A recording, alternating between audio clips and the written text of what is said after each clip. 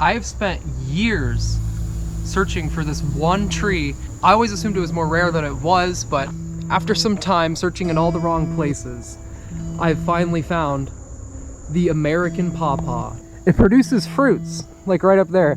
Those are the largest fruits that grow off of trees in North America, or one of the largest. You should be concerned why it took me multiple years to figure out where these things are.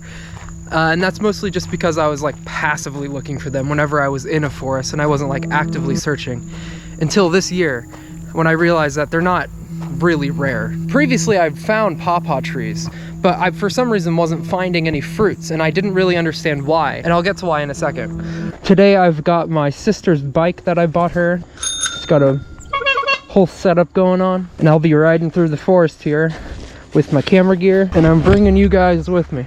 So basically these pawpaw trees, they can't self-pollinate, and they need to pollinate with a genetically different individual. When you come into a grove of pawpaw trees, they can reproduce clonally through root structures. And so a lot of the time, when you find a bunch of pawpaw trees, they're actually all the same individual. Later in the video, I'll show you this incredibly huge pawpaw patch that I was super psyched to find, only to learn that it is one gigantic organism. And I don't know how to sell this to you. It was just such an incredibly large area, and I'll get there in a little bit. The interesting thing about the location specifically is that this used to be a clay pit and a brick manufacturing site back when this town was just beginning. I want to take some time to explain the history of where I am. In 1906, an Irish immigrant named Timothy Casey, or Tade if you knew him, founded the Crawfordsville Brick and Shale Company, which ran one of two brick factories in the small town.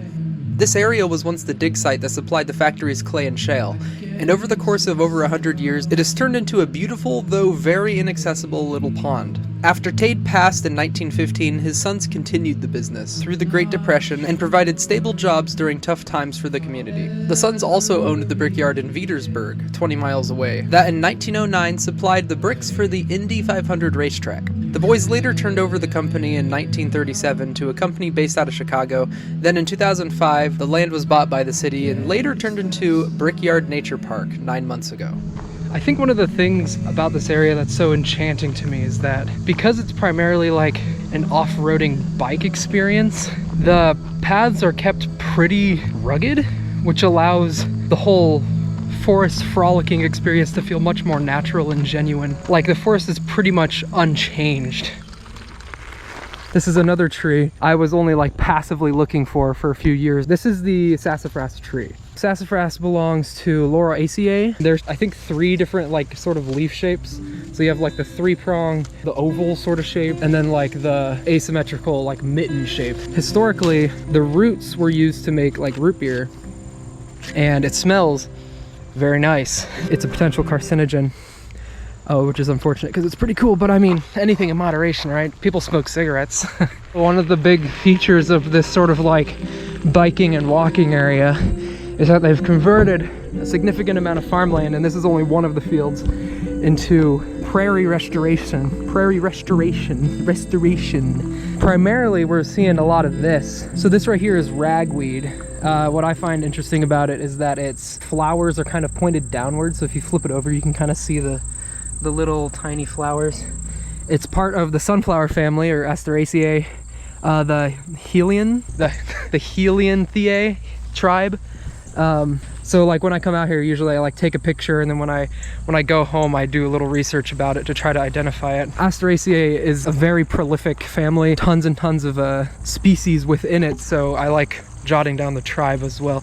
And I'm not trying to sound special, I think that's pretty normal. Also, I happen to notice this, which I am like pretty certain is autumn olive. There are these little red berries with like white spots on them. This is the leaf shape. And I learned that these are actually edible, and I'm not 100% sure this is an autumn olive, but it tastes really nice. I'm not gonna like eat a whole bunch. It's like sour, it's pretty astringent, but like it kind of reminds me of hopefully this isn't poison. I don't know. What does that remind me of? It'll come to me. Part of the Eliganaceae family, which I know nothing about. I had to look that up. Oh, I can't believe I forgot. It's pomegranate. It kind of tastes, it reminds me of pomegranate, probably because of their little size, the like little seed in the middle. That might be considered a drupe fruit. I don't know. I'd have to look up. I mean, it matches the definition of what a drupe is in my head, but I'd look up specifically if it is a fruit with a thin skin, fleshy flesh surrounding a hard seed in the middle, like a peach. This is Queen Anne's lace. All the white. Oh look, there's a caterpillar or an inchworm. Queen Anne's lace I know is part of the carrot family, which is Apiaceae. Now, Queen Anne's lace refers to a few different species, like it's not specific. So I don't know if this is like a wild carrot or something, but the main thing you're looking at is these little white flowers, and it's an umbel, like it's an umbrella shape. And look at this. This is really cool. I love seeing these. This is a partridge pea. These yellow flowers, and you can see the flowers are shaped like how you'd expect pea flowers to be shaped. Fabaceae, I'm pretty sure. Now, Fabaceae includes beans and peas and peanuts. They're all the same. They're all very closely related. Partridge peas are probably closely related. I mean, their fruits are pods of some sort of seeds. Now that we're a few minutes into the video, botany's always been like an underlying fascination of mine. And I love just learning about how plants relate to each other and how plants adapt to live in the environments that they are in. Usually when I'm out on these adventures, I'm always like thinking about it, and sometimes I even talk about it on camera, but I rarely ever bring it up on camera, mainly because I'm just not that educated in the subject, though I am like learning. When you see something in Asteraceae, I'm not 100% certain this is always the case, but you'll see these big petals, which are actually adapted leaves. The real flower or inflorescence, I don't know, are these little tiny things on there. And you see this with dandelions and sunflowers and every other, I'm pretty sure most members of Asteraceae are like that. That flower is yellow crownbeard. And I have a hard time remembering the actual like Latin genus and species, but I do tend to learn the Latin for the family. Oh, look at this plant with the pink flowers. I really like pink, hence the outfit. So this is redshank, at least that's what I know it as, and it's part of the buckwheat family, which is Polygonaceae, which when I learned that I thought it was interesting that, I don't know if polygon has anything to do with the Latin of it, but pretty interesting. I just like its little pinkness, but it is invasive. And would you look at that, this plant, I haven't even made it into the next field. I think this is like Ohio something wort. What is it called? Blue jacket or Ohio spiderwort. The leaves are mucilaginous, like aloe, or what's mucilaginous on it? I mean, there's definitely like liquid in there, but I wouldn't call that like mucilaginous. It says you can use it as like, if you have a bug bite, you can like rub it on it. It says the flowers are edible, so like, I'll just like give it a little nibble.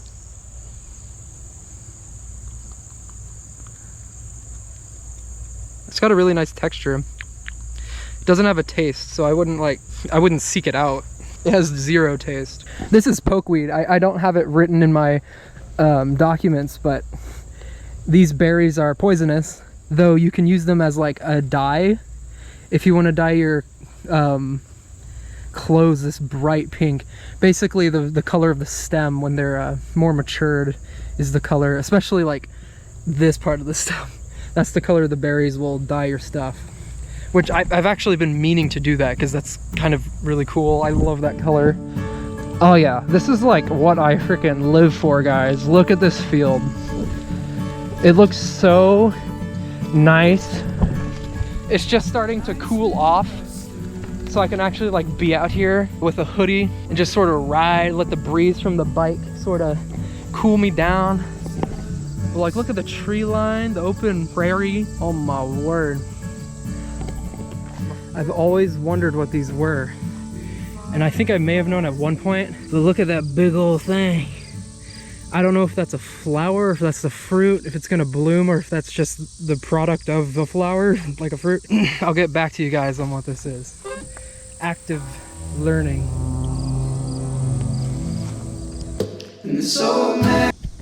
This This right here is a sycamore tree. It's one of my favorite trees. They have these big old leaves that kind of look like they're shaped like a maple tree.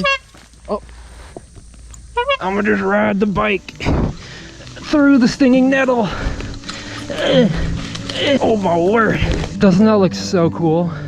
I saw this the other day. Look at this. Super cool, because usually with these ravines they're a lot steeper, but this is just like a mound. Is this what you call a glade?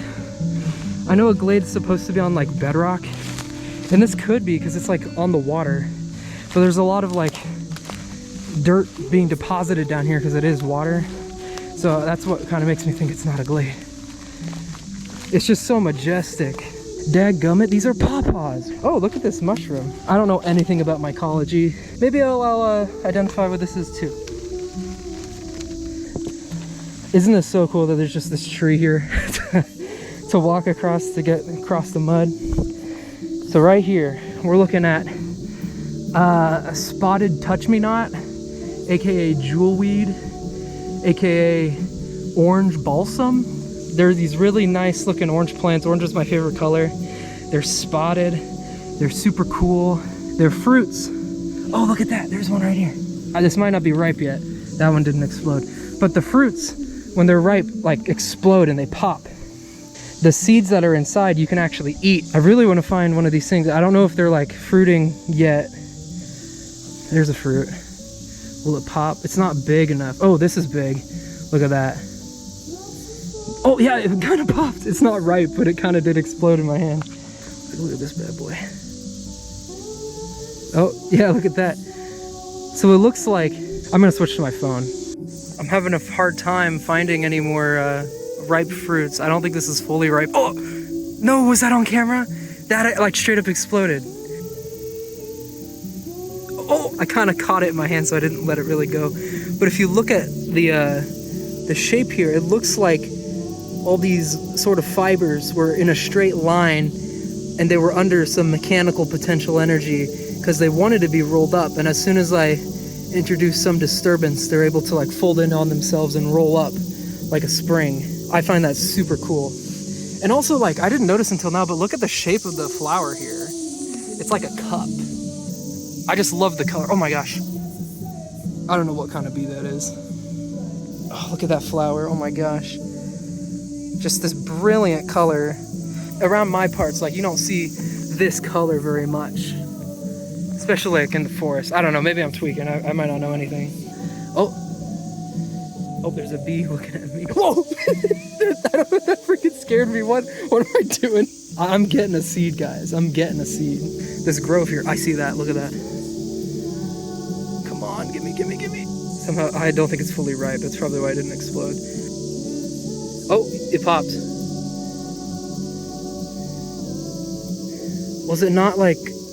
Did the seeds either... Oh, they're right there. So I'm guessing... I imagine the seeds would be brown, but when I'm thinking about it, I don't know if I've ever seen what they look like when they're ripe. So I'll go ahead and try that.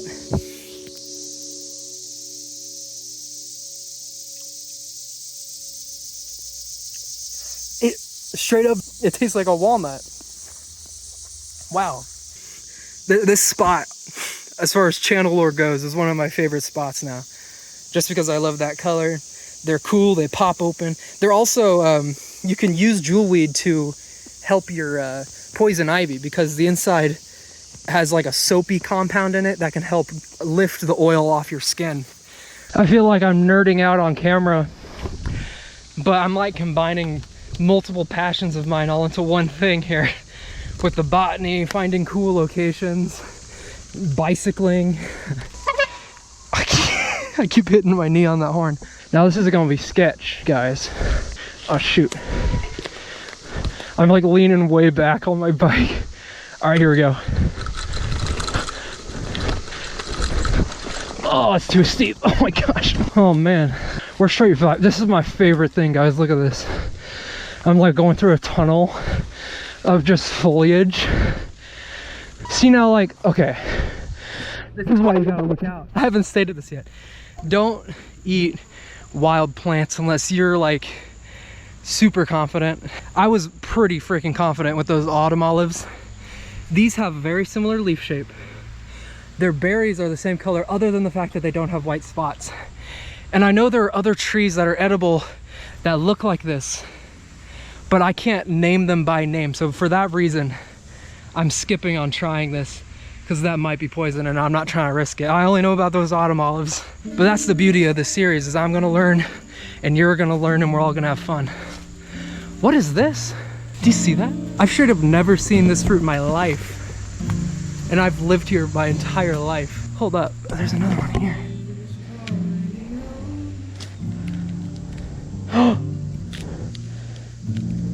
It's a buckeye. This has to be a buckeye, right? Yeah. I'm not 100% confident. Isn't that cool? See, I had no idea. I had no idea what a buckeye fruit looks like. But then you open it up, there's just a buckeye. I don't know if it's edible, like the fruit. It might just be underripe, but it feels very vegetal. Not something that I would like to snack on, so I don't even want to try. Dadgum, that was cool. See, like, if you haven't taken the Botany pill yet, you need to. Am I doing this for real?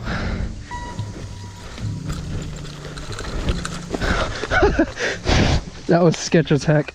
If you're liking the music so far, my bandmate Sam is releasing an album called Between Houses, which is the same name, that's his self-title. So he's releasing the album on September 1st. Make sure to check that out. I'll link it in the description.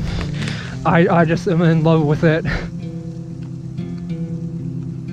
So right here I'm passing another Pawpaw Patch. Before I was like more antiquated with how they looked, I would kind of confuse these with them. And then once I was more sure of the characteristics of what a pawpaw looks like, I would come across them, identify the opposite leaves, you know, on the stem, like boom, boom, boom, boom, boom.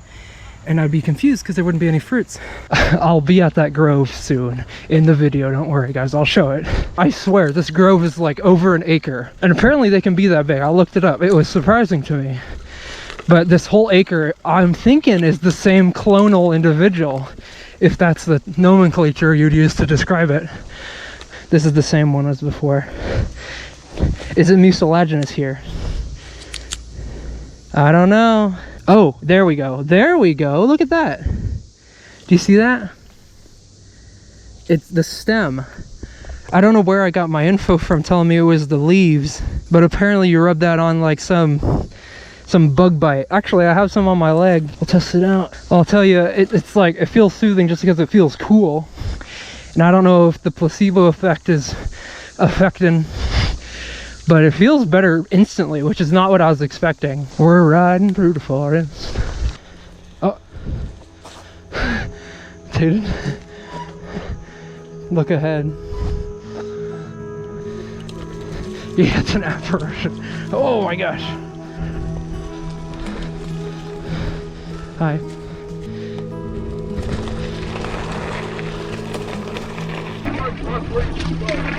Oh yeah? Oh, it came off.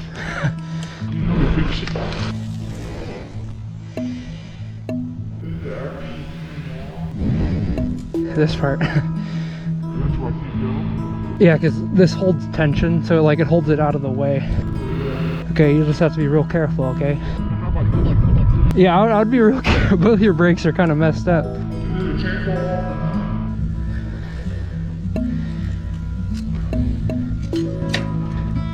Oh, that's the actual, it wasn't your brake. That makes way more sense. It was your chain. Here, we'll have to flip it over.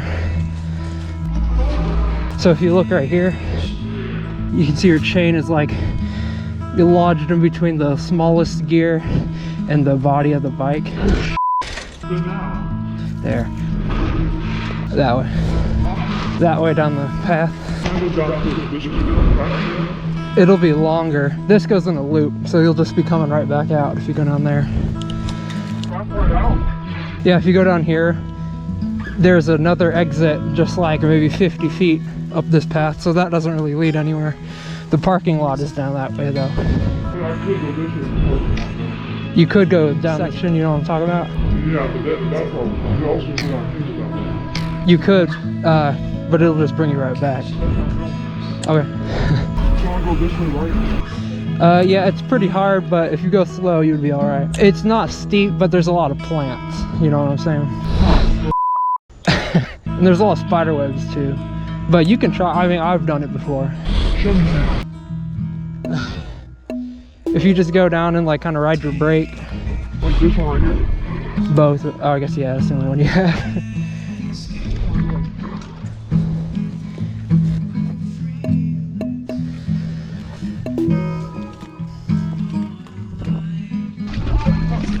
Yeah, there's a ton of them. Is there even a spider down here? Oh, there's tons. That's where they live. I ain't going down. Alright, let's turn around. I think we're headed back to the parking lot, so. How about me? See things? You can if you want. Whoa, come up. I'll show you where she was if you want to get back with her. Oh, here she is. She's right here. Yeah, it's pretty dangerous though. Just go real slow, ride your brake. Yeah, you got it, you got it. Okay, good luck. I couldn't tell if he had a concussion. Well, he's with his neighbor now. I just helped a little boy. I don't know if he's one of your guys's, but his chain fell off, but he's doing all right. Okay. Just thought I'd let you guys know. Okay, thank you so much. Yeah. So I mentioned Fabaceae, the pea family, earlier when I was talking about the partridge pear. I learned that it's actually in the pea family. Can you believe that? And I mean, it kind of, I mean, it's not always the case that this works, but like the leaves do look like the partridge pear leaves, like the way they are like this, is it like pinnate? I don't remember. But like this is the leaf, that's the leaf structure. It has all these little different parts. And the fruits here are pods, which I think fruits like this that are pods is not unique to that plant family, but I guess it comes full circle. It's just crazy. The idea that trees are an example of convergent evolution, meaning that not all trees are closely related in one family. They've evolved many times in many different ways. And it makes sense, right? Because being taller than your competitors is a big advantage when you're in a forest, because you want to get more sunlight and grow taller to avoid shade from other trees. It's just interesting that pea plants, this might not even be the only tree in the pea family, but their genetics allowed for them to grow up tall and be what we identify as a tree, full bark and leaves and fruits. And apparently these are edible. Here's what the inside looks like. There's a pea in there. It just smells like a pumpkin. Oh, the inside's very fleshy actually. So yeah, right there, you can see I'm just like barely touching it with my nail. It's very fleshy. Let's try a bite. It tastes like a sugar snap pea and a sweeter pumpkin. It's not bad. That is so cool, guys. I had no idea. And the trees are so cool. They have like spikes on them and stuff. Probably a pest to many, but I have room in my heart for it. It's pretty awesome. Anyway, it's time to go to that pawpaw patch I've been teasing. My goal in finding a fruiting pawpaw tree was not only to just find one, but find one that I can access and be able to get pawpaws whenever I want. And I went down here and I'm like, what the heck is this? And keep in mind, at this point, I wasn't so sure what I was looking at. And we get going, I'm like, dadgum, could this be? You get more. I'm in a grove, I'm walking, I'm trudging through these right now. Pawpaw. And I'm like, oh, that was a big patch. No, it keeps going. Pawpaw, sassafras, which I didn't know at the time. Pawpaw. Pretty much anything that's at like 6 foot tall canopy right now. Freaking pawpaw. And yet, no fruits. And when the time of year I was here, there were no flowers either, so I couldn't confirm. Because I'd known what a pawpaw flower looks like. It actually looks really nice. Pawpaw, all these pawpaws. Pawpaw. I'm like, this is like literally every broad-leafed plant in the close field of vision here. Completely pawpaws. I'm like looking close, I'm like, maybe I'm really early in the fruiting season. And I'm like looking where I would think the flowers would have been. I'm searching for where the fruits will come out. I'm not seeing anything. I'm like, there's no way. This whole grove, and look, it keeps going. I've been walking for a minute. This whole grove, literally, all of the short 6 foot to 4 foot tall trees, even up to like 12 feet, all pawpaws. So I go home, I go to that Wabash patch, I take pictures of the bark, I take pictures of the leaf structure, I take pictures of everything. The ones at Wabash were fruiting. They weren't ripe, of course, they're still not ripe. And I came back here and I'm like, those were pawpaws. What is going on? And then I learned they love cloning This is one individual. I'm almost certain, because you'd think if you see a field like this full of pawpaws, you'd see fruit. But there's absolutely zero fruit. And I mean, these are pawpaws, look, they're pawpaws. And I'm freaking out. I'm like, I really found the mother lode, and yet no fruit. But then I'm like making plans. I could go find another flower and just pollinate this myself next year. And I'm like looking at like pollen viability over time. And I'm like, oh yeah, I could do that. Bring a little, like a little brush and just pollinate everything myself. On the day of the return visit, I stumbled upon the greatest find I think I've ever found. The very sister whose bike I'm borrowing currently and I were hanging out. We got to this bridge and I'm like, wouldn't it be cool to go take photos down at the bottom? She was a little wary. We start to climb down right here. I'm like, oh, there's a little clearing. I'm immune to poison ivy probably, so I'm not too concerned. I'm met with this. I didn't even look up. I'm like, what the freak? Pawpaws. And then I look up. They're fruiting. And they're hidden still because of the bridge. People are focused on the bridge and it's not obvious that you can get down here. And look at this. They're everywhere. At arm's length. They're everywhere. And there's a huge grove, like it goes way back into the ravine. And look at this wall of pawpaws and it's fruiting. At long last, I finally accomplished my goal. It just made me so excited. And I was with her, I'm like, what the, look at this.